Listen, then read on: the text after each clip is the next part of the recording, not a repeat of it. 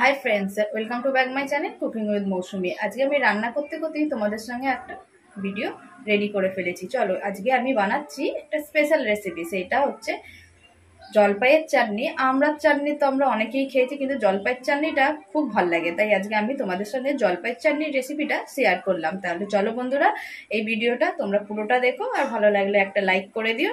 তাহলে চলো ভিডিওটা আমি স্টার্ট করছি। পাঁচফোড়ন আমি দিয়ে দিয়েছি, এবার আমি দিয়ে দেবো একটা শুকনো লঙ্কা, দিয়ে ভালো করে একটু নাড়াচাড়া করে নেবো। পাঁচফোড়নটা ভাজা হয়ে গেলে আমি এখানে জলপাইটা আমি দিয়ে দেবো। আমি জলপাইগুলো ছোট ছোট করে কেটে রেখেছি। দেখো বন্ধুরা, জলপাইটা আমি ছোট ছোট করে কেটে রেখেছি।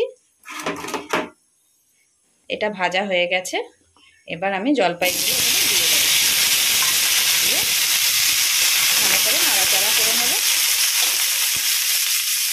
একটু লাল লাল করে ভেজে নেবো, 2 মিনিট একটু হালকা আছে একটু ভেজে নেবো। এরপর আমি নুন হলুদ দিয়ে দেবো।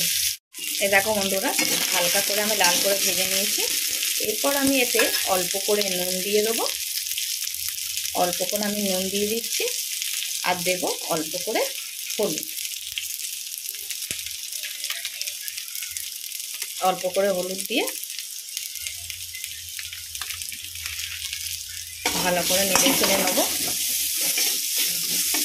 এরপরে আমি জলটা দিয়ে দেবো। এখানে আমি 1 কাপের মতো জল নিয়েছি। জলটা দিয়ে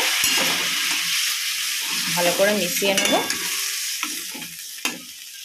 আমি এরপরে 5 থেকে 7 মিনিটের জন্য চাপা দিয়ে রেখে দেবো, যাতে জলপাইগুলো অল্প নরম হয়ে যায়।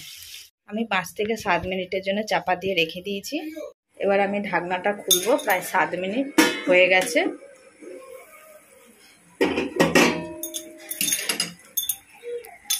একটু নাড়াচাড়া করে নিয়ে আমি এর মধ্যে চিনিটা দিয়ে দেবো।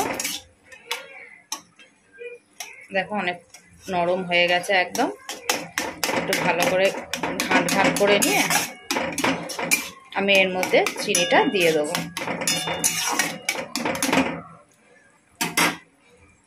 এর মধ্যে আমি চিনিটা দিয়ে দিচ্ছি, দিয়ে আবারও ভালো করে মিশিয়ে নেব।